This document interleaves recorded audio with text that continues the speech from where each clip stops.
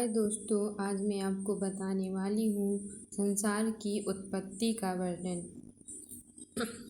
उस समय सृष्टि नाम की कोई वस्तु नहीं थी। ब्रह्मांड जलमग्न था।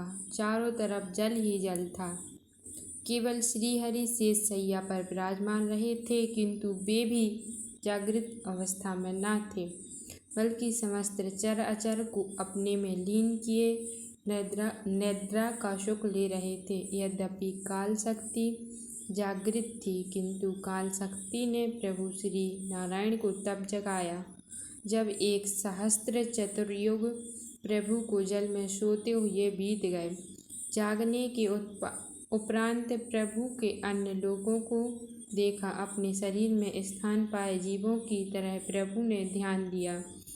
तब काल की प्रेरणा से प्रेरित होकर प्रभु के नाभि प्रदेश से कमल नाल निकला, जिसने जल के ऊपर उठकर पुष्प का आकार ले लिया और उस पर ब्रह्मा की उत्पत्ति हुई। चारों तरफ अत्यंत तेज प्रकाश उभर रहा था और उस तेजमयी प्रकाश में ब्रह्मा जी चारों तरफ आंखें फाड़ फाड़ कर देखने लगे, किंतु अथाह जल राशि के सिवा कुछ भी दिखाई न दिया। किंतु चारों तरफ बार बार देखने से प्रभु की प्रेरणा हुई और उन्हें 4 मुख प्राप्त हुए, फिर भी उनके मन को शांति न मिली।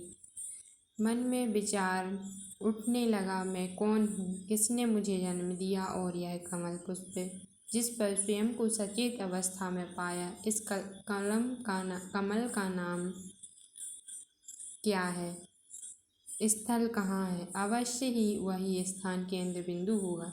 यह विचार कर ब्रह्मा जी कमल नाल पकड़कर नीचे उतरने लगे और इस तरह उतरते उतरते 1000 वर्ष व्यतीत हो गए, किंतु कमल के आधार का पता न लगा सके। अंततः निराश होकर पुनः कमल पुष्प पर वापस लौट आए और चिंतित होकर विचारने लगे।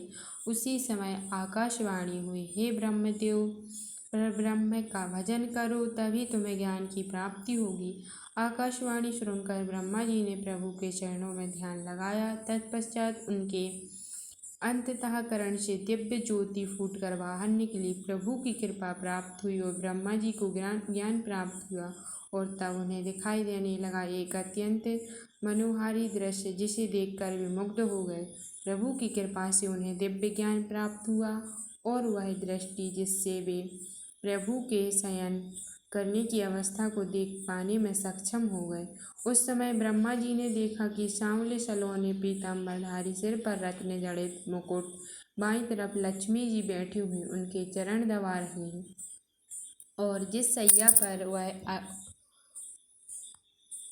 अलौकिक रूपधारी लेटे हुए हैं वह सामान्य सैया न थी। शेषनाग जी स्वयं उनका भार वहन कर रहे थे। ऐसा प्रभु का अद्भुत रूप देखकर ब्रह्मा जी विमोहित